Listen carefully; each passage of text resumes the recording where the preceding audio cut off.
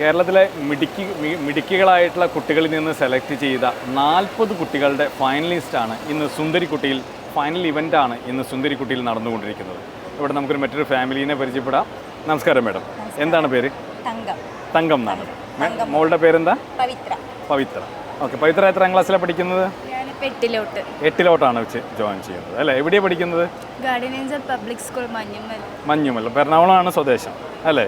Okay, ഈ ഒരു പ്രോഗ്രാമിന് വന്നിട്ട് മകളിൽ വന്നിട്ടുള്ള മാറ്റങ്ങൾ എന്തൊക്കെയാണ്? കുറച്ച് ധൈര്യം വന്നിട്ടുണ്ട്, പേടി മാറിയിട്ടുണ്ട്. ഓക്കെ, ഈ പ്രോഗ്രാമിന് വന്നതിന് ശേഷം എന്തൊക്കെ കഴിവുകളാണ് മകളിൽ വന്നിട്ടുള്ളത്? എന്തൊക്കെ കഴിവെന്ന് അവള് ഒരു സ്റ്റേജിൽ നിന്ന് ഒരു മൈക്ക് പിടിച്ച് സംസാരിക്കാനുള്ള ഒരു കഴിവുണ്ട്, ഒരു കോൺഫിഡൻസ് ലെവൽ, സ്റ്റേജ് പ്രസൻസ് കൂടി അല്ലേ, പ്രസന്റേഷൻ സ്കിൽസ് കൂടി.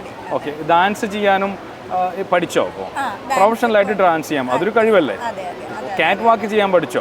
അതെ, ഇവിടെ വന്ന് പഠിച്ചു, ഇപ്പൊ പഠിച്ചു, അതൊരു കഴിവല്ലേ? വേറെ എന്തൊക്കെ പഠിച്ചു? വേറെ എന്തൊക്കെ കഴിവുകളാണ് മകൾക്ക് ഈ കുറച്ച് ദിവസം കൊണ്ട് ആഡായി കിട്ടിയത്? എല്ലാവരോടും നല്ല മിങ്കിളായി, അവർക്ക് എല്ലാവരോടും സംസാരിക്കാനുള്ള ഒരു കഴിവ് കിട്ടി, കമ്മ്യൂണിക്കേഷൻ സ്കിൽസ് ഇമ്പ്രൂവ് ആയി അല്ലേ? തീർച്ചയായിട്ടും. മറ്റ് മാതാപിതാക്കളോട് മാഡത്തിന് എന്താണ് പറയാനുള്ളത്? ഞാൻ ഒത്തിരി പാരൻസിനോട് നന്ദി പറയാൻ നിൽക്കണേ. ഇവിടെ വന്നിട്ട് ഞാൻ പേടിച്ചാണ് വന്നത്, പക്ഷേ ഇവിടെ വന്നിട്ട് അഖില മാം ആവട്ടെ, സുരേഷ് സാറാവട്ടെ, അവർ മാത്രമല്ല എല്ലാ പാരൻസും എനിക്ക് എൻ്റെ മോൾക്ക് ധൈര്യം തന്നു. മോള് നല്ല സുന്ദരി, ഇവിടെ ഭയങ്കര പേടിയാണ്, എല്ലാ കഴിവുണ്ട്, പക്ഷെ ഉള്ളിൽ ഒരു പേടി കിടപ്പുണ്ട്. പേടിക്കലേ മോളെ, നന്നായിട്ട് ചെയ്യും, മോള് നല്ല സുന്ദരിയാണ്, ധൈര്യമായിട്ട് ചെയ്തോ, സ്റ്റേജിൽ കയറി. എനിക്ക് ഒത്തിരി സാരായാലും എനിക്ക് ഒത്തിരി പേര് സപ്പോർട്ട് ചെയ്യുന്നുണ്ട്. ആ ഒരു ധൈര്യം എല്ലാ പാരൻസിനോട് ഞാൻ നന്ദി പറയണേ. ഓക്കെ, ഇതുപോലെ കുഞ്ഞുങ്ങളുടെ സ്വന്തം പോസിറ്റീവായി പറഞ്ഞിട്ടുള്ളൂ, ആരും നെഗറ്റീവ് ആയിട്ട് പറഞ്ഞില്ല. ഇതുവരെയും എന്നോട് പോസിറ്റീവായിട്ടാണ് പറഞ്ഞത്. അപ്പോൾ എല്ലാവർക്കും നന്ദി പറയണേ. ഇപ്പം മകളുടെ കഴിവുകൾ ഡെവലപ്പായി.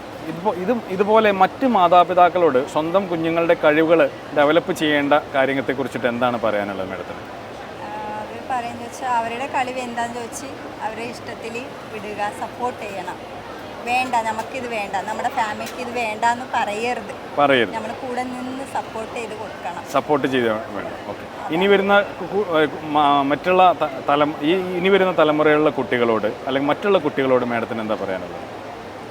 മറ്റുള്ള കുട്ടികളോട് പറയാൻ മകളോട് ചോദിക്കാം. അപ്പോൾ മോളാണല്ലോ ഇവിടെ എത്തിയിട്ടുള്ളത്, സുന്ദരിക്കുട്ടിയിൽ എത്തിയിട്ടുള്ളത് അല്ലേ? ഇതുപോലെ സുന്ദരിക്കുട്ടിയിൽ എത്താൻ പറ്റാത്ത കുറേ ആളുകളുണ്ടാവും അല്ലേ? ഇതുപോലെ സ്റ്റേജ് കിട്ടാത്ത കുറേ ആളുകളുണ്ടാവും അല്ലേ? അവിടെ നമ്മൾ നമ്പർ 1 ആയി, ഓൾറെഡി വിജയിച്ചു കഴിഞ്ഞു അല്ലേ? മറ്റുള്ള കുഞ്ഞുങ്ങളോട്, മറ്റുള്ള കൂട്ടുകാരോട് എന്താണ് പറയാനുള്ളത് മോൾക്ക്? ഫസ്റ്റ് ഓഫ് ഓൾ ഞാൻ താങ്ക് യു പറയണു. ഫ്രണ്ട്സ് എല്ലാവരും കുറേ നന്നായിട്ട് സപ്പോർട്ട് ചെയ്തു. പിന്നെ സുന്ദരിക്കുട്ടിയിൽ ഞാൻ ചോദിച്ചു നിങ്ങൾ മഞ്ഞുണ്ടോയെന്ന്, പക്ഷെ അവരുടെ പാരൻസ് സമ്മതിച്ചില്ല കുറച്ചേര്. അപ്പോൾ പാരൻസ് സപ്പോർട്ട് ചെയ്താൽ അവരിങ്ങോട്ട് വരുമായിരുന്നു, എൻ്റെ കൂടെ പെർഫോം ചെയ്യുമായിരുന്നു.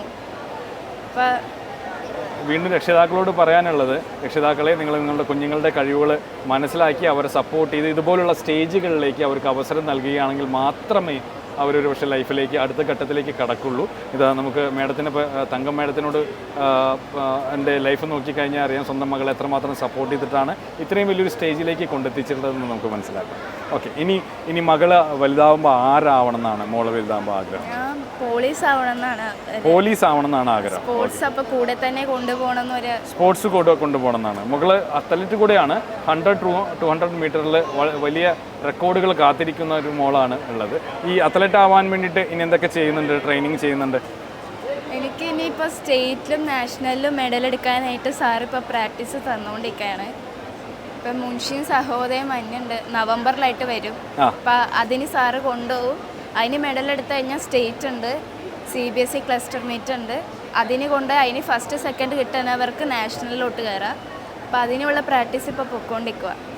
ഈ മകളുടെ ജീവിതം കൂടെ നമ്മൾ നോക്കിക്കഴിഞ്ഞാൽ മനസ്സിലാവും. സ്വന്തം മക്കളുടെ കഴിവുകൾ കണ്ടെത്തുക, അത് പ്രകടിപ്പിക്കാനുള്ള സപ്പോർട്ടുകൾ അവർക്ക് കൊടുക്കുക, സ്റ്റേജുകൾ കണ്ടെത്തി കൊടുക്കുക. നിങ്ങളുടെ സാമ്പത്തികാവസ്ഥ എന്തുമായിക്കോട്ടെ, മക്കൾക്ക് നിങ്ങൾ ഇപ്പോൾ കൊടുക്കുന്ന സപ്പോർട്ടാണ് അവരുടെ ഭാവി സുരക്ഷിതമാവാൻ, അല്ലെങ്കിൽ നല്ലൊരു ജോലി കിട്ടാൻ, നല്ലൊരു വരുമാന മാർഗം കണ്ടെത്താൻ, നല്ല രീതിയിലേക്ക് പ്രോഗ്രസ്ഡ് ആവാൻ അവരെ സഹായിക്കുന്നതെന്ന് ഞാൻ ഓർമ്മപ്പെടുത്തുന്നു. Thank you very much for your time. Okay, all the best മോളെ. ഇതാ